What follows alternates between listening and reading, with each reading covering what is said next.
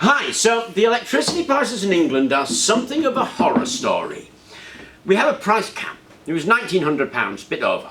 But on the 1st of October it's due to go up to over £3,500, and it's going up again on the 1st of January to £5,300, and again in the 1st of April 2023 to £6,600. In 9 months we're going to get a 300% increase in our electricity bill, and of course that's got everybody worried about what on earth are we going to do. Now, I've got an admission to make. I am a bit of a scientist really, and I'm probably fairly typical in that I spend most of my time thinking about stuff and wandering around with my head up my own backside, paying no attention to the real world. But I do have one saving grace, and that saving grace is not me.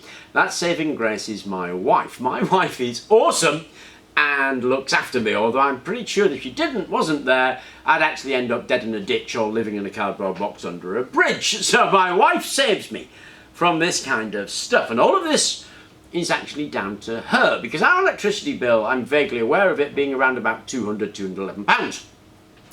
Now, I didn't really notice that so much, but I can tell you if it goes up 300% and gets close to £1,000, I am going to start noticing it.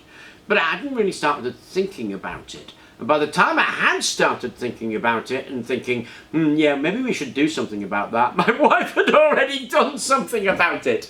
She slashed our electricity bill from £211 a month to £80 a month. So much so, the electricity company actually owed us about £1,000, and she got on the phone and got that back. So I'm telling you, she is just awesome, this girl. Absolutely awesome. Love her to bits. And that was by the time I had got round to thinking about it, and I hadn't even noticed what it is that she'd actually done. Now, because when people pretend they're going to give you advice on how to do such things, it's usually pretty trivial, and you don't really think it's going to have much of an effect. But it surprisingly does have much of an effect, because the changes my wife made were so trivial I didn't even notice them until the electricity bill came in, when I thought, crikey, that's astounding. And that's what it's like. It's the same kind of thing. It's really about being aware of what it is that you're doing. It's like having a credit card. If you have a credit card, it's not like real money. Real money, it's a wad in your hands, you count it out and you see it going down, you can feel it leaving your hands, you worry about it. A credit card, well, you just wave your bit of plastic and some numbers get transferred in the computer, and it's just stunningly easy to get into debt with a credit card, but stunningly difficult with cash in your hand. And of course, the way we pay for electricity through a direct debit encourages us to not actually think about that. It's why they actually brought out smart meters, to raise awareness. But an awareness of what it is that you spend and where you spend it can seriously help on how you think about your electronic usage. For example, 21% of our average usage of electricity is in our electronic devices. So I'm talking here things like laptops, computers, tablets, mobile phones, game stations, that sort of thing accounts for 21%. And you've got to ask, well, how? Because I just plug it in the wall when it's charged, I take it out and that's the charge. No, you've left it plugged in the wall. That transformer is still sucking energy unless you turn it off. And isn't that ridiculous? Just turn the thing off. I mean, that's a habit-forming thing. They say that it takes us about 2 weeks to get a habit. If you can do that for 2 weeks, you will habitually turn it off and actually bring down that cost like you wouldn't believe. So we do that. Once the electronics is charged, I turn off the transformer and I'm using the battery, so I'm not actually using any electricity, because it costs, I think it's 2.5 pence to watch a laptop, and it costs 6 pence to 7 pence to watch a telly. So we've got 2/3 of the cost of our electricity in our entertainment has been reduced just by turning off the telly, watching the laptop. Talking about televisions, of course, it's a habit to leave the television on all day.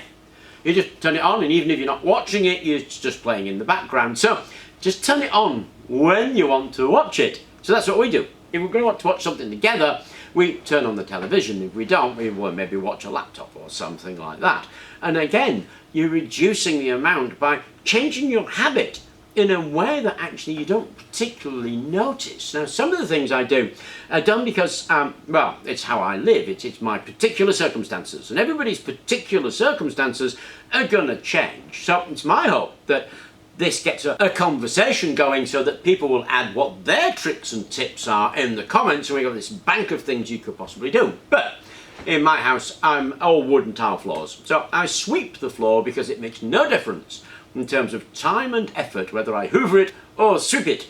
But if I hoover it, then of course I'm using energy. If I sweep it, the only energy I'm using is mine, and the only other alternative, I've got to do that thing anyway, so it doesn't matter that much, and that makes a big difference. My wife does things like, she won't wash a half load in the washing machine. She just waits until there's a full load and washes a full load, same with a tumble dryer, because that's saving energy. So these stupid things, it costs something like, I think it's 50 pence, I don't know, I'll have a look at the list. 52 pence an hour to run your oven, 47 pence an hour to run your microwave.